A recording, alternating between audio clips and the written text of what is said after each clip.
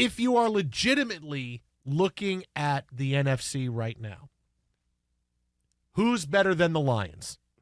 There's only one team you can say, hey, maybe the Eagles. But you know what, quite honestly, the Eagles seem and they play bored, right? That's my thing with the Eagles is that, yes, they're 7-1. They're definitely a team that's saying we were within a hair's breadth of winning the Super Bowl last year. We know what we need to do in the playoffs. We're a talented roster. They're just going out and winning now.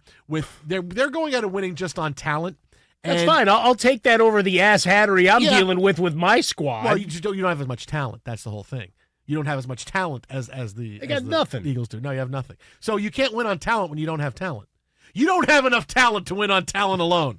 All right, just so you know that. You can't do that. I think I'm going to put that on a shirt. That might have been John Heisman. I don't know. But you don't have enough talent to win on talent alone. It might also have been from Varsity Blues.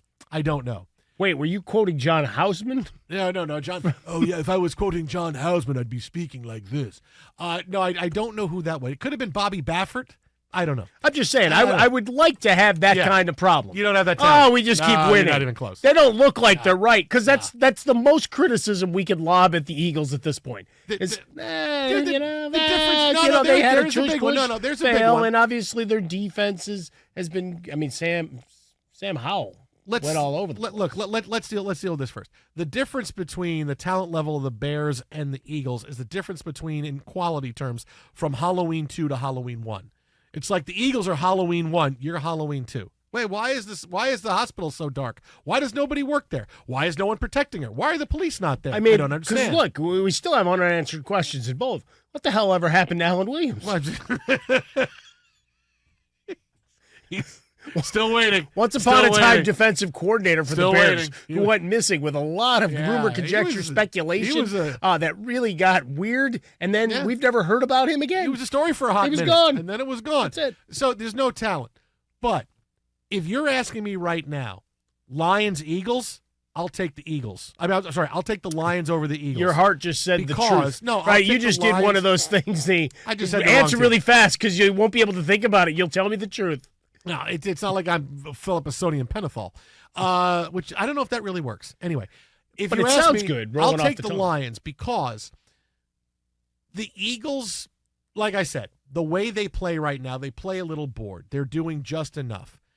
Jalen Hurts is also prone to making mistakes. And I can see the Eagles season ending in a game in which, boy, they make a lot of mistakes. And he's going to make mistakes. He's going to force a ball where he shouldn't. And defensively, they can give up the big game. Teams that shouldn't move the ball on them do. Mm-hmm. They had the best rush defense in the NFL. The Jets had Zach Bleepin Wilson at quarterback, and they ran all over the Eagles, right? You look at Sam Howell, who was Sam Howell. I told you, I like him more than a lot of people do. We liked him last year and kept wondering why Ron Rivera never – remember, and then he pondered. He always says the quiet part out loud. Yeah. Even this week, talking about why didn't you challenge that? We didn't, see it. We were just done. I was hungry. I had a couple of ho-hos waiting for me and some ding-dongs and Twinkies, and I was just, Ding-dong. I don't know. Yeah. I love ding-dongs. Ding-dongs are so good. Oh, especially frozen. Ding-dongs and ho-hos. But ho-hos kind of stick to the bottom all the time, and I lose that layer of chocolate. I don't want to buy something where I lose a layer of chocolate. You could use that as a base for a nice cake, too. Okay, sure. Yeah, one of the, like a bumpy cake. Oh, yeah. See that? Look what I did for you there. Bumpy cake. I just changed your life. The Eagles are prone to the egg game. They're prone to I'm laying an egg, and defensively, maybe they're not quite what you think they were, because for Washington to move the football the way they did, I mean, that was something. You had a great day by McLaurin. You had the Dotson breakout game, and not Josh Dotson. Jahan Dotson had a big game and had his best game as a pro. The Eagles scare me a little bit with their fact that they can't play with enough of a sense of urgency.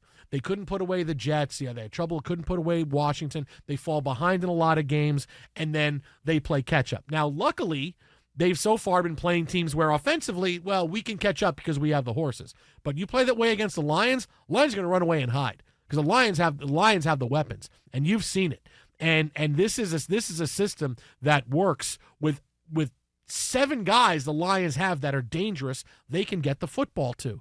And so if you're asking me right now, if I said, all right, who would I like more? I like the Lions more right now. The Lions are peaking a little bit more. They're playing better defensively. They're really aggressive. Aiden Hutchinson's become a superstar player, and so maybe taking him number 1 overall instead of Sauce Gardner is going to work out for them.